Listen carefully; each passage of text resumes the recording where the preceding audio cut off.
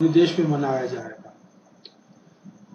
हमारे देश में अनेक प्रकार के त्योहार मनाए जाते हैं और हर त्योहार का संबंध धर्म से होता है। धर्म की जब बात करते हैं तो उसमें दो बातें मिलकर एक धर्म नाम की संज्ञा बनती है। एक है आध्यात्म, दूसरा है कर्म कांड। धर्म का बाह्य रूप कर्म कांड है, आंतरिक रूप आध्यात्म है। देखा जाए तो आध्यात्म का ज्ञान होना हर मनुष्य के लिए जरूरी है। हम जब इस देह को देखते हैं तो हमें लगता है कि ये संपूर्ण देह एक तत्व है। नहीं, पंच तत्वों से ये शरीर बना है, पर उसमें स्थापित जीव का नाम है आत्मा, और जब तक वो इस शरीर में है तभी तक यह शरीर है। होली को रंगों का त्योहार माना जाता है। अब लोग होली खेलते हैं, एक दूसरे पे रंग डालते हैं, और देखा जाए तो यह एक अच्छी बात लगती है कि एक दूसरे पे रंग डालें, परंतु इसका दुरुपयोग बहुत हुआ है। सच बात तो यह है कि होली का गुणगान खूब होता है प्रचार माध्यम में, अखबार में, आपसी बातचीत में, पर होली की जो परंपराओं का जो दुरुपयोग हुआ है उसकी वजह से यह त्योहार बदनाम बहुत हुआ है। अगर ऐसा न होता तो आप कहीं भी, जहाँ पे जिस शहर में रंग खेले जाते हैं धुलड़ी के दिन, वहां जाकर देखिए लोग बहुत कम सड़कों पे निकलते हैं। अभी तो काफी स्थिति सुधरी है। सरकार ने, पुलिस ने, प्रशासन ने जो चाक चौकबंदी का चालू की है, उसके कारण असामाजिक तत्व इसका दुरुपयोग नहीं कर पाते, पर पुराना खौफ अभी तक बरकरार है।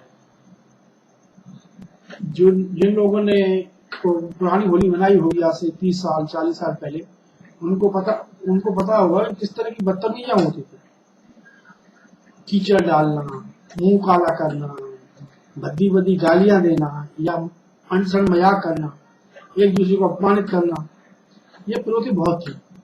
और होली के 1-2 दिन पहले ही बच्चे जो है, छोटे छोटे बच्चे, कोई बुजुर्ग व्यक्ति जा रहा है उसके पीछे से वो कोई डब्बा लेके खड़े खींच के उसकी आवाज करते थे तो वो घबरा जाता था। कई लोगों की जो यहाँ तहमत लगा रहता था उसे उड़ा देते थे, टोपियां उड़ा देते थे, चंदा दो, लकड़ियां चोरी करते थे। और इसके बाद होली के अगले दिन तो जो होता था उसका तो बयान ही क्या करें। भला आदमी बाहर निकलने से डरता था। उस समय पिचकारियां या फुग्गा फेंक के मारना, उस समय पानी की बहुत आयत थी, हर शहर में पानी था तो लोग करते थे। पर कालांतर में पूरे देश में पानी की समस्या आ गई, फिर रंगों में मिलावट होने लगी, महंगाई बढ़ गई। परंतु जिन लोगों को पुरानी यादें हैं वो होली को एक मतलब खुशी का त्योहार मानते हुए भी खुशी से नहीं मनाते थे। घर में बैठ जाएंगे, कौन जाएगा बाहर कहीं। अब तो महंगाई इतनी, कपड़े खराब हो जाए तो साबुन लगाओ बैठ के, रगड़ो बैठ के, मुंह पे लग जाए तो रगड़ो बैठ के मुंह को। रंगों में मिलावट आ गई। अभी तो कई लोग टीवी वगैरह में आपने देखा होगा, कहते हैं रंगों में मिलावट है, गुलाल में मिलावट है। पहले कहते चलो गुलाल में होली, कहते गुलाल में मिलावट है, उससे भी चेहरा खराब हो सकता है, आंखें खराब हो सकती है। तो इस त्योहार को बदनाम कर दिया गया। फिर भी लोग मनाते हैं और मनाना चाहिए, पर हम देखें हर त्योहार का एक सामाजिक और आध्यात्मिक महत्व होता है। कर्मकांड तो सामाजिकता का ही प्रतीक है। तो सामाजिकता का, होली का महत्व यह है कि लोग मिले जुले आपस में, घर से, दुकान से, अवकाश होने पर मिले। अब साल में एक बार मिलने की बात नहीं होती, क्योंकि हमारे दिवाली और राखी भी होते हैं। कई ऐसे त्योहार हैं जो जो अगर हम टोटल साल में देखें तो 6-7-8 त्योहार होते हैं, तो आपस में मिलना जुलना हो जाता है। इसलिए साल भर को इंतजार नहीं करता कि होली आएगी और सब हम होली मनाएंगे। हमारे दिवाली भी होती है, राखी भी होती है, रामनवमी भी होती है। और मिलना जुलना तो यह है कि अब मंदिरों में इतनी भीड़ रहती है, मंगलवार को हनुमान जी पे, सोमवार को शंकर जी पे और गुरुवार को शिव साईं बाबा पे। आप कहीं भी चले जाइए, सामाजिकता तो हमारे यहाँ स्वाभाविक रूप से निभाई जाती है। और मैं समझता हूँ जितना सामाजिक रूप से हमारे देश में मिलना जुलना होता है, शायद विश्व में कहीं और होता है। ये देश की एक बड़ी खूबी है और ये हमारे धर्म की ताकत भी है। कोई भी बात नहीं, सोमवार को आदमी शंकर जी के मंदिर जा रहा है, मंगलवार को हनुमान जी पे जा रहा है, गुरुवार को जो है वो साईं बाबा पे जा रहा है, इतवार को उसका कोई और आध्यात्मिक गुरु है वहां सत्संग में जा रहे हैं। ये अच्छी बात है। बात हम होली की कर रहे हैं, तो होली के रंग, होली के रंगों की जब बात करते हैं तो जब हम सामाजिकता की बात, सामाजिक विषय को देखें तो वो पदार्थों से जो रंग बनते हैं उनके उपयोग से ही वो सीमित हो जाता है, मगर इसका आध्यात्मिक महत्व बहुत है। आध्यात्मिक महत्व को देखिए हम रस रंग की बात करते हैं, रस रंग केवल पदार्थों के नहीं होते, रस रंग भाव के भी होते हैं, भाषा के भी होते हैं, भूमि के भी होते हैं। भूमि रंग भूमि का नहीं होता, भाषा का भी होता, भाव का भी होता। हमने हिंदी में सुना होगा श्रृंगार रस, हास्य रस, विवश रस, अलंकार भी हमने सुने होंगे। अलंकार वो कोई सुने के थोड़ी होते, वो तो भाषा के हैं, तो भाषा से भाव पैदा होता है। अगर भाषा में गुस्सा है, क्रोध है तो विवश, हंसी है तो हास्य, और किसी भी सौंदर्य की चर्चा है तो श्रृंगार रस, भाव पैदा होता है। ये भाव का बड़ा महत्व है। भाव रंगीन होना चाहिए। ये कोई बात नहीं होती कि हम बाहर रंग डाल रहे हैं, अंदर हम दुखी हैं, परेशान हैं, होली जबरदस्ती मना रहे हैं, या फिर अपनी बाहर निकालने के लिए दूसरे पर, या अपना समय निकालने के लिए, या कुछ करने को नहीं, आज कहीं होली पे जा नहीं सकते तो आज हम इसका उपयोग कर रहे हैं। आध्यात्म महत्व है वो चिंतन। आध्यात्म हमेशा एकांत में होता है और उसमें है ध्यान, चिंतन। और उसके जब हम ध्यान या योग साधना या प्रार्थना करते हैं तो हमारे अंदर के जो प्रकाश फैलता है वो अनेक रंगों से विभूषित होता है। उन रंगों, अगर अंदर रंग है तो हमें बाहर के रंग की जरूरत नहीं है, और बाहर रंग उपयोग कर रहे हैं तो अंदर के रंग की, अंदर रंग नहीं है तो कोई मतलब नहीं। ये होली उन लोगों के लिए जो पसंद नहीं करते बाहर, उनके लिए अंदर बैठना भी बोरियत हो जाता है, पर बैठते हैं।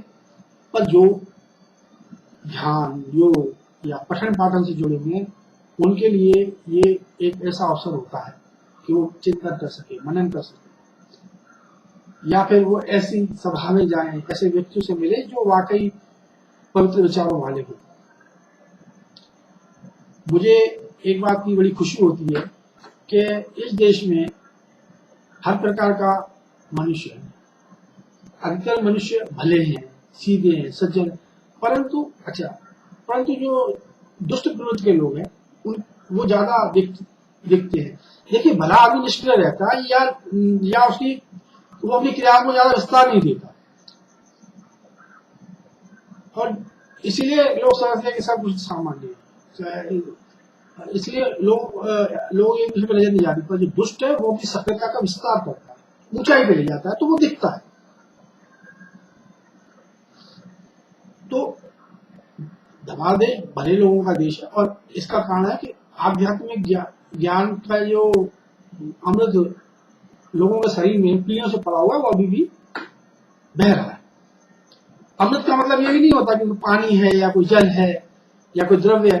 अमृत मतलब भाव है। अमृत का भाव रंगीन होना चाहिए, प्रसन्नता हृदय में होना चाहिए। और प्रसन्नता कोई वस्तु पाने से नहीं होती, कोई व्यक्ति देखने से नहीं होती।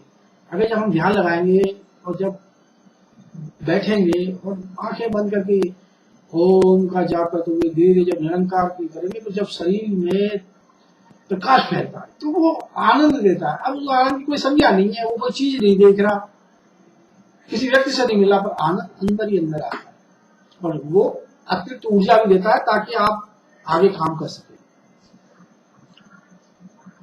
होली का तो मतलब एक तरह से ऐसा लगता है कि कई अनेक बार पहले भी ऐसे केस हो चुके हैं कि लोगों ने रंग के नाम पे गलत चीज डाल दी, गुलाल के नाम पे गलत चीज लगा दी, बदतमीजियां की और गाली गलौज की, नाली में पटक दिया। हमने तो वो भी समय देखा है, लोगों को कीचड़ डालते थे तो घिन आती है। और कई बार ऐसा हुआ कि चलो हम घुमाए सड़क में तो लगातार लोग बदतमीजी कर रहे हैं, डर लगता था। अब और ऐसा नहीं है कि हमने बदतमीजी के डर से, हमने ये देखा कि जब हम छोटे थे तो हम एक ग्रुप में खड़े थे, उस समय हमारी स्थिति ऐसी नहीं थी कि हम जो है किसी पे रंग डाल सके। तो हमारे से जो बड़े वरिष्ठ बच्चे थे वो खड़े किसी पे रंग डाल रहे थे, तो एक पति पत्नी बेचारे तांगे में जा रहे, उनपे उन्होंने नए कपड़े पहने हुए, उनपे उन्होंने पानी डाल दिया बेचारों पे, पानी क्या रंग डाल दिया, कीचड़ डाल दिया, ने क्या कर दिया, तांगे वाला भाग के चला गया। तो तब मेरे मन बड़ा दुख हुआ था कि यार देखो ये अच्छे कपड़े पहन कर ले आए और तो क्यों रंग डाला, क्या जरूरी था, मतलब दूसरे को खराब करना। और ये बाल्यावस्था में महसूस हुआ मेरे को कि ये चीजें ठीक नहीं है, और तब से थोड़ी विरक्ति भी आ गई। अरे हम दूसरे को गंदा करें, ये कौन सा त्योहार है, ये नहीं होना चाहिए। और ये जो हम होली की जब बात करें तो मैंने जो कम से कम देखा है वो ये कि अब तो खैर पुलिस प्रशासन काफी सजग रहता है और बदतमीजी करने पर परिणाम किसी को बुरे भोगने पड़ सकते हैं, क्योंकि पुलिस काफी सख्ती से रहती है और प्रशासन भी काफी सजग रहता है।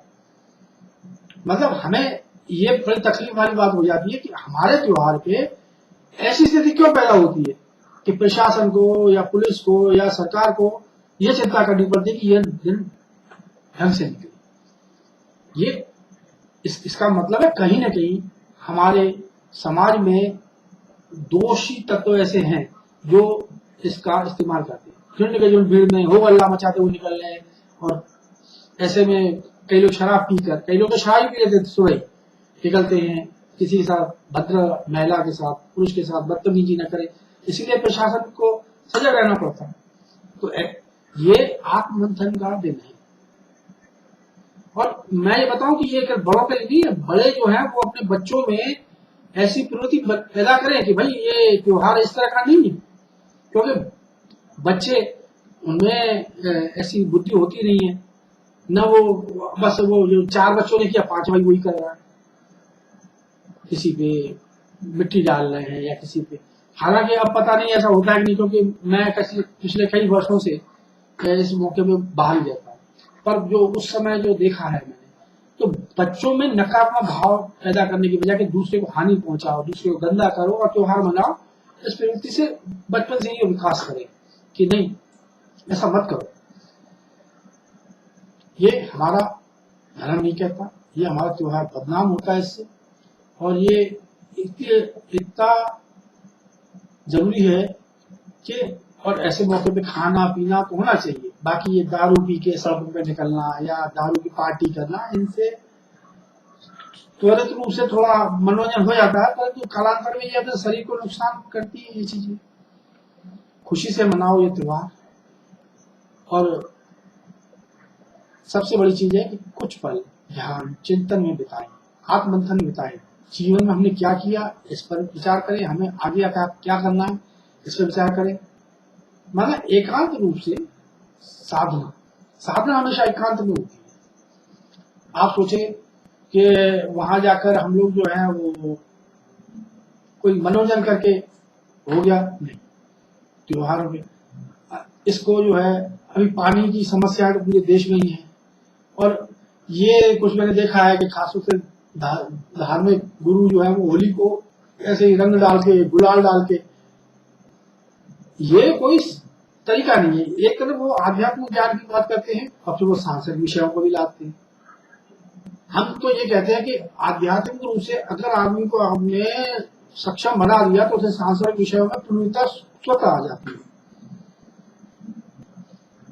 ऐसे होली मना, गुरु चेले पे डाल रहा है, चेला गुरु पे डाल रहा है, सब जगह ये इस तरह का पानी का व्यसन, इस तरह की सामूहिकता से मनोरंजन तो होता है, परंतु किसी प्रकार का धर्म का उद्देश्य पूरा होता है हमें नहीं समझना।